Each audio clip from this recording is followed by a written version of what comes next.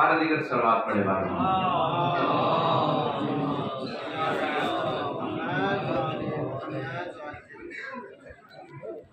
تمام مہمانان گرامی کو خوش آمدید کہتے ہیں اور زیادہ اختصار کروں آغا صاحب کو ٹائم دوں گا انشاءاللہ۔ بعض علماء نے امام زمانہ علیہ السلام کے حوالے سے 72 آیتیں جمع کی۔ ہمارے اہل سنت محترم علماء بھی تشریف فرما ہیں، یہ بھی کربلا کے 72 شہداء کو بڑی قدر کی نگاہ سے دیکھتے ہیں۔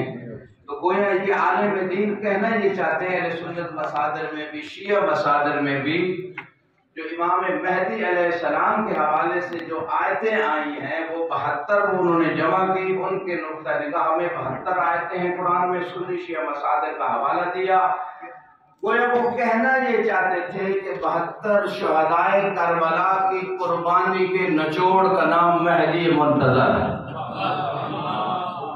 اور کربلا کی تحریک جو تھی، کربلا کا انقلاب جو تھا، اس میں بھی راز یہی تھا کہ آخری حسین کے لیے زمین ہموار کرنا تھی۔ مولانا عقیل صاحب بڑی عقل والی بات عرض کرنا اور عقیل ہوتے ہی ہوئی ہے کہ جو اس میڈیا کے دور میں، اس ریسرچ کے دور میں امام زمانہ کو مان لے، ایک درود پڑھے مار محمد و آل محمد۔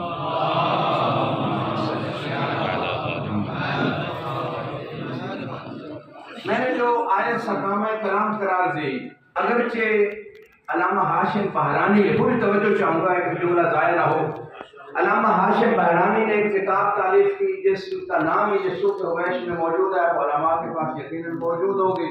1000 آیہ نزلت فی علی ابن ابی طالب کے علی کی شان میں 1000 آیت آئی۔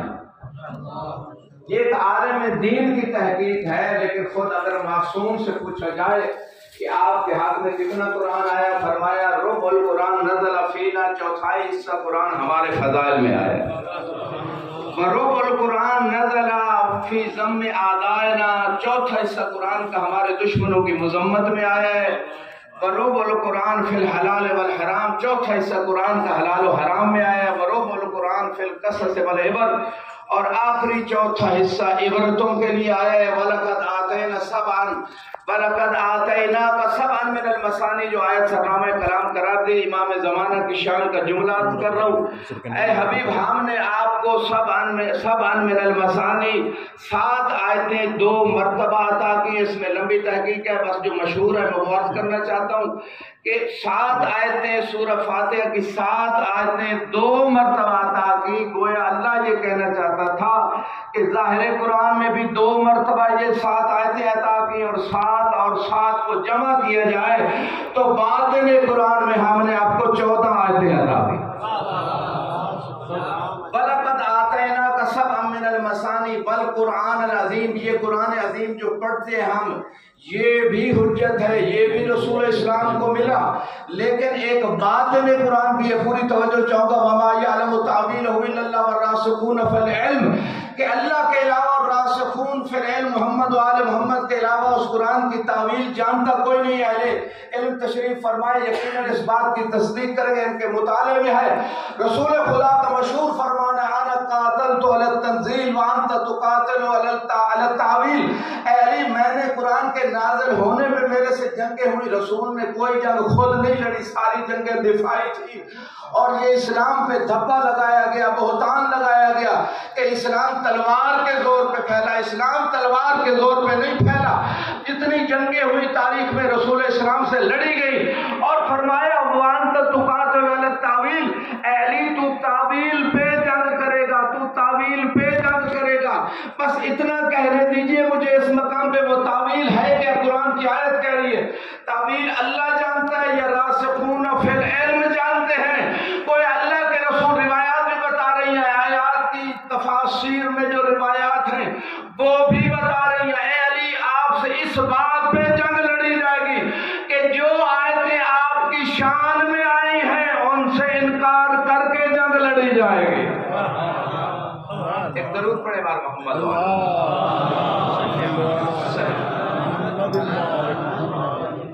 تو معصوم فرماتے ہیں کہ اس آیت کی تعویل یہ ہے، باطن، تعویل سے مراد باطن ہی ہے، قرآن کے 70 باطن ہیں۔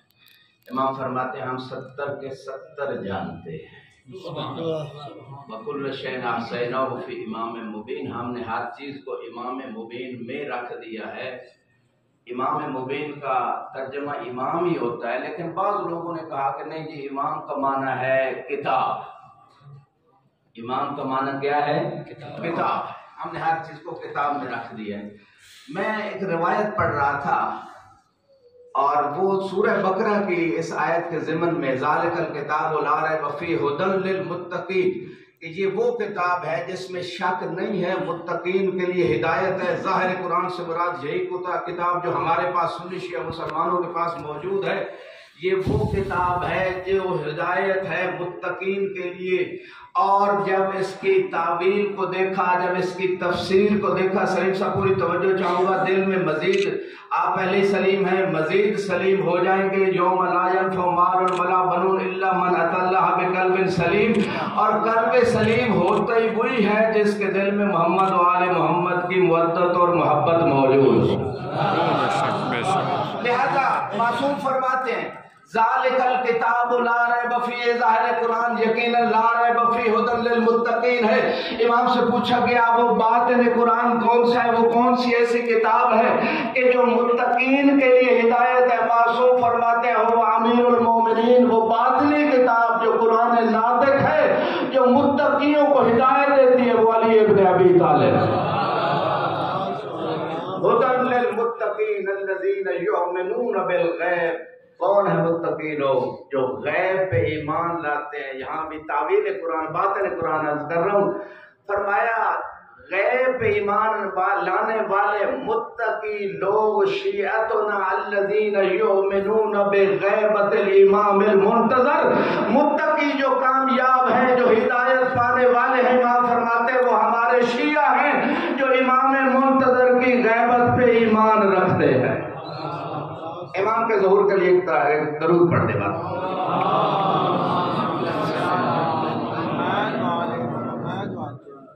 ایک اور مقام پہ ارشاد ہوتا ہے والعصر ان الانسان لفی خسر الا الذین آمنوا وعملوا الصالحات۔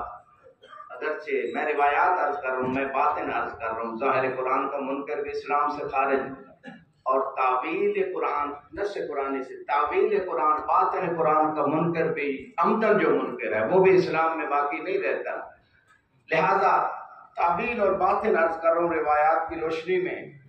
عصر کی صورت مولا علی کی شان میں آئی، لیکن ایک اور روایت کہتی ہے والعصر ان الانسان لفی خسر، جس عصر کی قسم خدا کی قسم کائنات اٹھاتی ہے، قسم شرعی جیسے کہ علماء تشریف فرمائے، اللہ کی قسم اٹھانے سے ہی وہ کفارہ اگر مخالفت کی جائے، لیکن کیا کہنے ان ہستیوں کے کہ خود اللہ ان کی قسمیں اٹھا رہا ہے۔ والعصر ان الانسان لفی خسر، روایت کہتے امام فرماتے اللہ نے امام زمانہ کے ظہور کے عصر کی قسم اٹھائی۔ کبھی فرمایا والشمس وضحاها والقمر اذا تلاها والنهار اذا جلاها۔ ظاہر قرآن پہ اتنا وقت نہیں ہے، میں باطن قرآن کی روایات عرض کر رہا ہوں، اور سورج کی قسم، اللہ سورج کی قسم اٹھا رہا ہے۔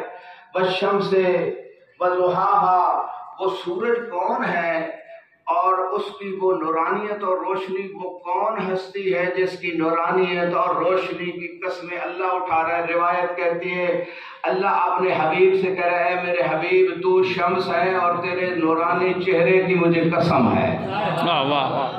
والشمس وضحاها والقمر اذا تلاها، اور مجھے اس چاند کی قسم، سجاد سب جملہ آپ کے حوالے عرض کر رہا ہوں۔ والقمر اذا تلاها، مجھے اس چاند کی قسم جو سورج کے پیچھے پیچھے آتا ہے کائنات میں۔ سنی شیعہ علماء نے اتفاق کیا، مولا علی کا وہ فرمان مبارک جوار علی میں بیٹھے ہو، میں رسول کی ایسے اتباع کرتا تھا جیسے ناکا کا بچہ ناکا کے پیچھے پیچھے چلتا ہے۔ گویا اللہ کہہ رہے، روایت میں بھی اللہ کہہ رہے مجھے اس نورانی چاند علی کی قسم جو تیرے پیچھے پیچھے چلتا ہے۔ مل کے درود پڑھے بار محمد والا۔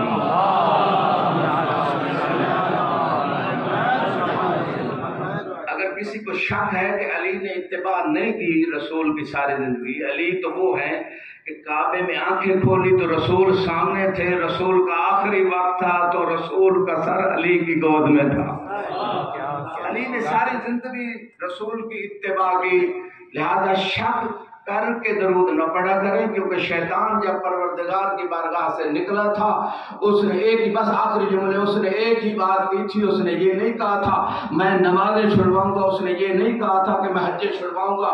علماء کی خدمت میں عرض کر رہا ہوں, یقیناً ان کے علم میں ہے یہ جملہ, لیکن تذکرہ کے لیے فَإِنَّ ذِكْرَ تَنفَعُ الْمُؤْمِنِينَ. شیطان نے یہ نہیں کہا تھا کہ میں تبلیغ سے رکواؤں گا, شیطان نے یہ نہیں کہا تھا کہ زکوٰۃ دینے سے میں روکوں گا. شیطان نے بس ایک ہی چیلنج دے کے خدا کی بارگاہ سے نکلا, لَأُغْوِيَنَّهُمْ أَجْمَعِينَ إِلَّا عِبَادَكَ الْمُخْلَصِينَ. میں ہر بندے کو گمراہ کروں گا مگر تیرے مخلص بندوں کو گمراہ نہیں کروں گا. اور دوسری بات جو شیطان نے کی تھی, لَأَقْعُدَنَّ صِرَاطَكَ الْمُسْتَقِيمَ. اگر نجف کے علماء کو بھی مجھے روایات کی روشنی میں بتانا پڑے کہ صراط مستقیم کون ہے, سنی علماء نے لکھا, اتفاق سے لکھا, بہت سارے مسالک ہیں صراط مستقیم کے. قرآن بھی صراط مستقیم, اہل بیت بھی صراط مستقیم, پورا دین صراط مستقیم ہے. لیکن جو اللہ کے رسول نے جگہ جگہ مختلف مقامات پہ بیان فرمایا کہ صراط مستقیم کون ہے, اب مجھے بتانے کی ضرورت نہیں, میں نے جملہ مکمل کرنا ہے, پھر آپ سے پتہ چلے گا کہ آپ صراط مستقیم تک پہنچے ہیں یا نہیں پہنچے, تذکر ہوا یا نہ ہوا. شیطان نے کہا لَأَقْعُدَنَّ صِرَاطَكَ الْمُسْتَقِيمَ. اے اللہ میں نکل تو رہا ہوں, ہزاروں سالوں کے سجدے بیکار تو کروا کے جا رہا ہوں, لیکن میں ایک ہی کام کروں گا تیرے بندوں کو اغوا کرنے کے لیے. یہ بلڈنگ آپ کے سامنے ہے, اس میں لائٹ بھی ہے, اس میں مائک بھی چل رہے, اے سی بھی لگے ہوئے ہیں, پنکھے بھی ہوں گے. یقیناً یہ سارا سسٹم جو ہے اس وقت بیکار ہے جب مین سوئچ آف کر دیا جائے. ہر بندے کی توجہ چاہتا ہوں, یقیناً معراج ہوگی جب مین سوئچ آف کر دیا جائے گا. شیطان کو پتا تھا کہ تمام عبادتوں کا مین سوئچ ہے علی, میں علی سے بھٹکا دوں گا, روزے بھی بیکار, نمازیں بھی بیکار, حجے بھی.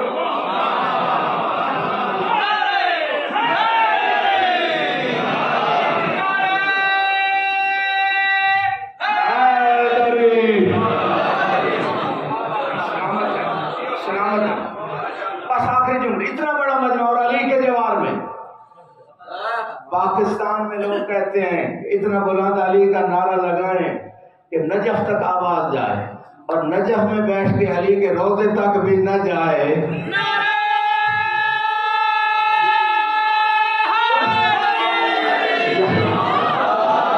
دونوں ہاتھ بلند کر کے غدیر کے ہاتھوں کی یاد میں.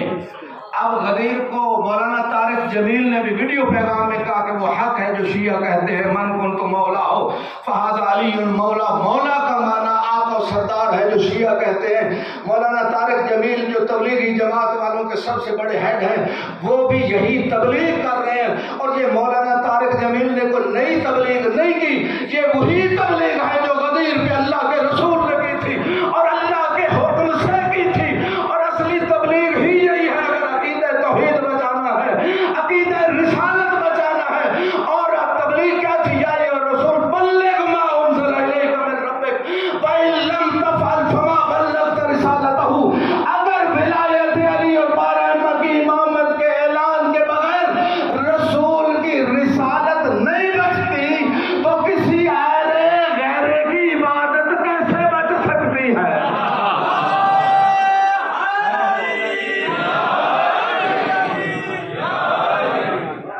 ابھی بھی جو علی کا نام لینے میں شرما رہے ہیں ان کے لیے شیخ صدوق کی حوالے سے آخری روایت اور زحمتوں کو تمام کر رہا ہوں. شیخ صدوق نے اپنے حوالے میں رسول خدا سے یہ حدیث لکھی, یا علی ان اللہ لا یقبل ایمان عبد حتی یقر بولایتک ویتبرأ من اعدائک. اے علی اس وقت تک کسی بندے کا عقیدہ توحید, عقیدہ رسالت, عقیدہ قیامت, ہر چہرے پہ میری نگاہ میں نے دیکھنا ہے کون ایمان کی معراج کرنے آئے, کون مولانا صاحبان کو بیدار دینے آئے, کون امام کے سچے انتظار میں بیٹھے, کون واقعاً سو کے انتظار کر رہے ہیں. آخری جملے عرض کر رہا ہوں, رسول خدا نے ارشاد فرمایا, اے علی کسی بندے کا ایمان توحید قیامت کوئی ایمان اللہ قبول ہی نہیں کرتا جب تک کہ آپ کی امامت و ولایت کا اقرار نہ کر لے اور آپ کے دشمنوں سے بیزاری کا اظہار نہ کر لے۔ ایمان والے سے قرآن غدیر والے ہاتھوں کی یاد میں سنت رسول سمجھتے ہوئے اہل سنت برادران بیٹھے، اگر یہ سنت پہ عمل نہیں کریں گے تو کون کرے گا؟ اہل سنت ہوتا ہی وہی ہے سچا اہل سنت جو غدیر کو مان لے۔ غدیر منوانا رسول کی سنت ہے۔ ڈاکٹر طاہر القادری نے بھی وہ کتاب لکھ دی، سیف جلی علی منکر ولایت علی، کہ جو علی کی ولایت کا منکر ہے پھر اس کے اوپر کوئی ذوالفقار سیف جلی ہی چلے گی۔ لہذا آخری جملے وَاعْتَصِمُوا بِحَبْلِ اللَّهِ جَمِيعًا وَلَا تَفَرَّقُوا، غدیر کی یاد میں بس آخری جملے اور آخری نعرہ علی کا ذکر جو عبادت سمجھتا ہوگا وہ یہ یا علی کا ذکر کرے گا، جو رسول کی حدیث کو نہیں مانتا ذکر ولی عبادت بے شک چپ رہے۔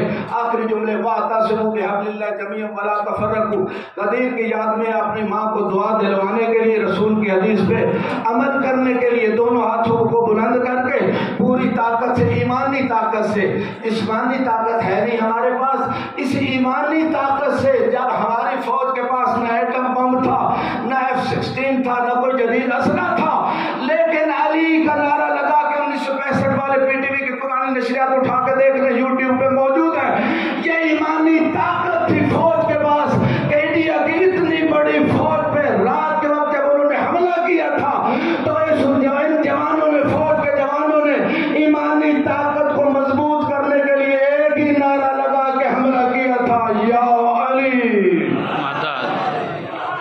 وَاعْتَصِمُوا بِحَبْلِ اللَّهِ جَمِيعًا وَلَا تَفَرَّقُوا، اللہ کی رسی کو مضبوطی سے تھام لو اور تفرقے بازی میں نہ پڑو۔ آخری روایت عرض کر رہا ہوں اور دیکھنا یہ ہے کون اس قرآن پہ، اس ظاہر قرآن پہ اور باطن قرآن پہ یقین رکھتا ہے۔ جتنا یقین ہو اتنا یقین سے بلند آواز سے دونوں ہاتھوں کو بلند کر کے علی کا نام بھی لینا ہے۔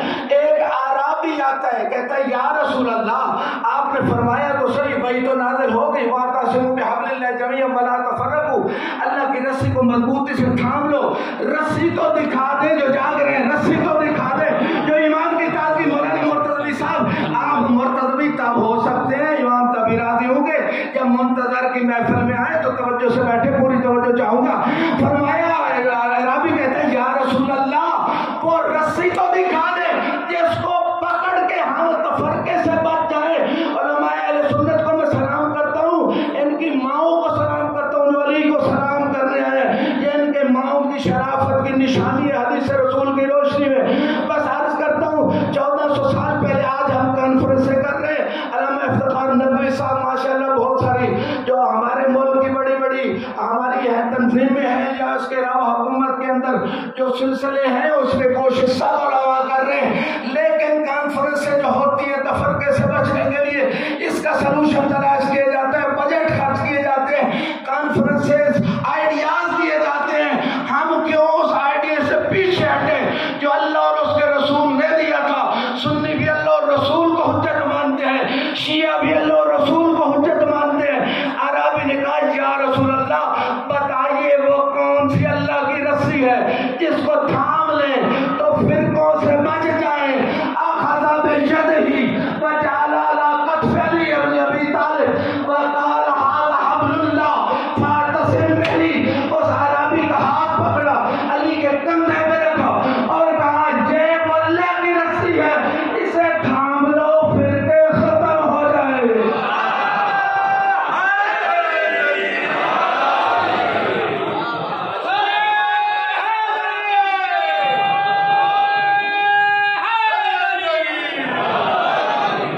سب نے نعرہ لگایا لیکن دونوں ہاتھوں کو بلند کر کے غدیر کی یاد میں مل کے نعرہ حیدری